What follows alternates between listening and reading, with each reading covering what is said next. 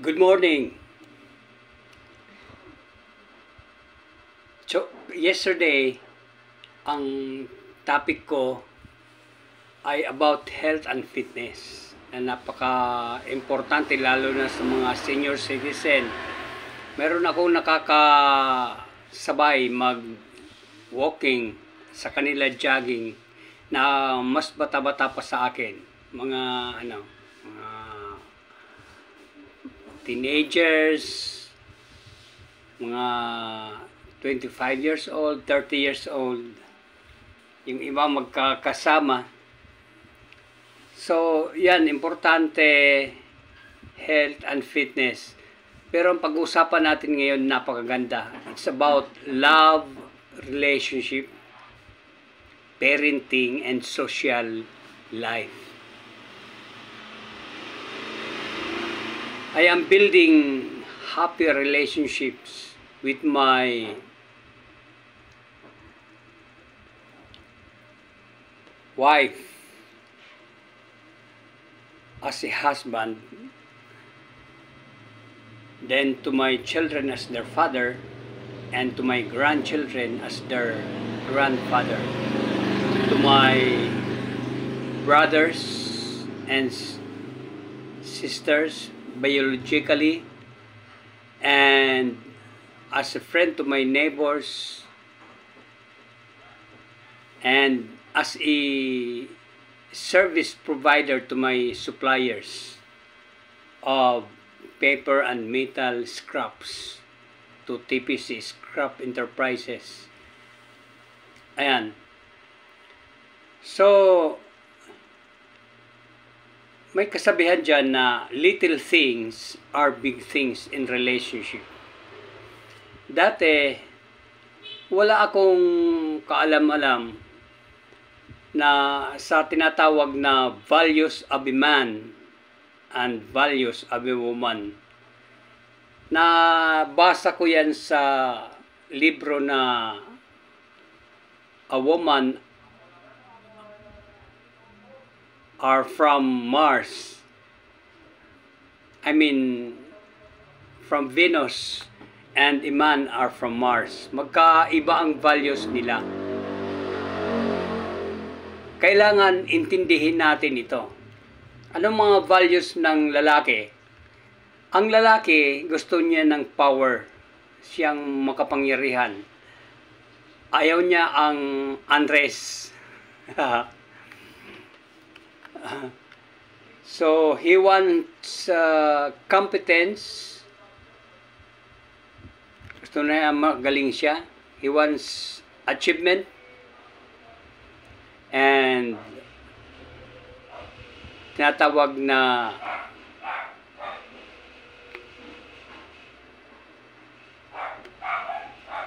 nakakalimutan ko na yung isa. Power, achievement, and competence. Pag maalala ko, ano ko, para hindi tayo ma-delay. Now, a woman's values are love, communication, yung beauty niya, saka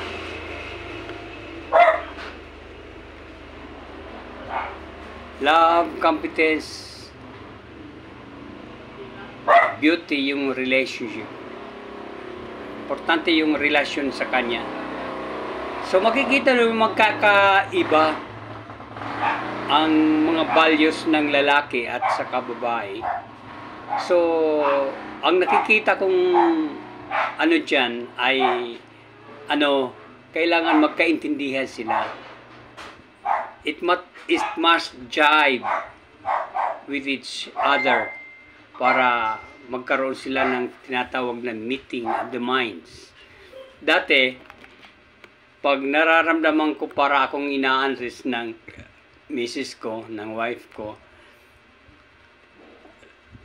lumaalis ako. Punta Tacloban sa iba't ibang lugar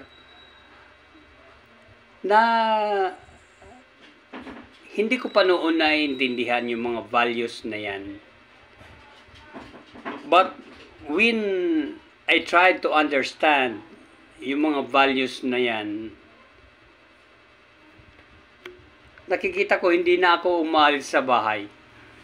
Dito na lang ako.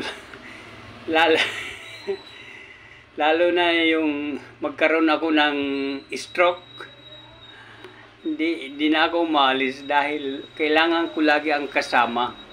Ngayon, lately na lang na hindi na sumasama ang wife ko dahil mayroon siyang ibang pinagkakaabalahan. So, lumalabas na lang ako mag-isa.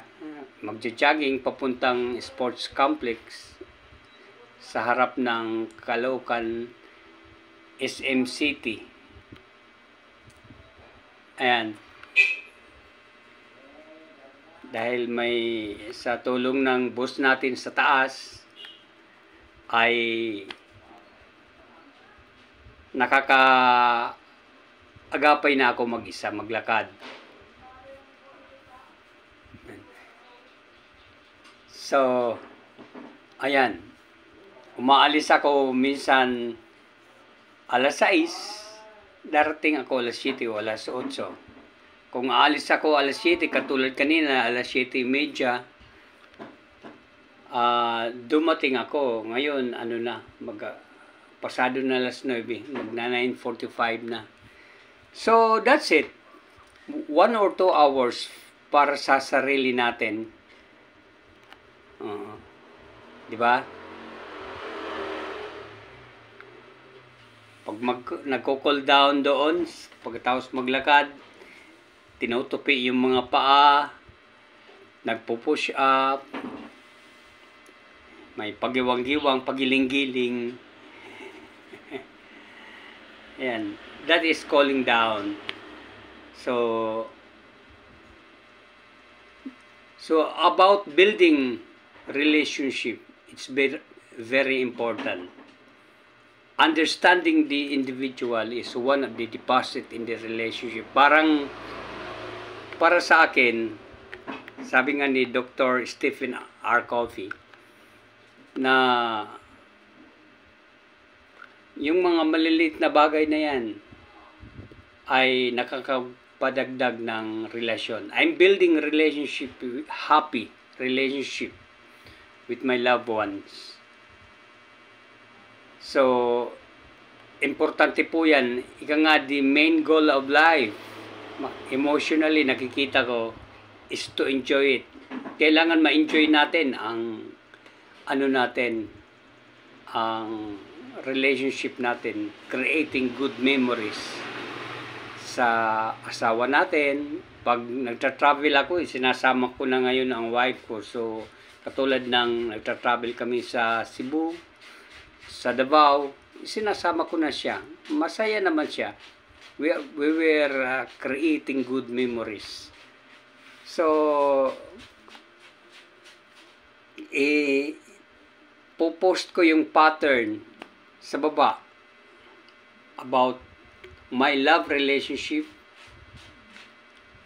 my parenting and social life, para maging guide sa may gustong mag-create ng kanyang power phrase. Ang power phrase ko sa building relationship is, I am an ideal person. Meaning, kapag kinunan tayo ng buhay, maalala tayo ng ating mga mahal sa buhay. Hindi tulad ng iba, which I don't want it, na halos nasa kabaong ka na,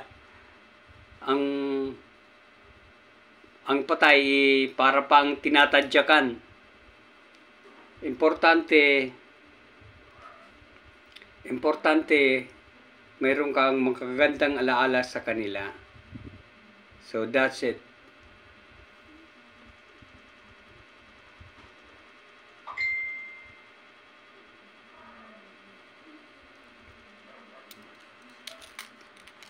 Hindi ko nahabaan.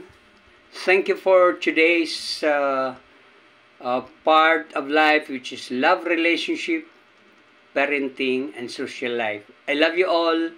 I love my fellow men as I love myself. Thank you. If you like the video and my advice, have a thumbs up, subscribe, and hit the notification bell para updated kayo sa mga latest upload ko. Have a nice day. Take charge. Bye-bye.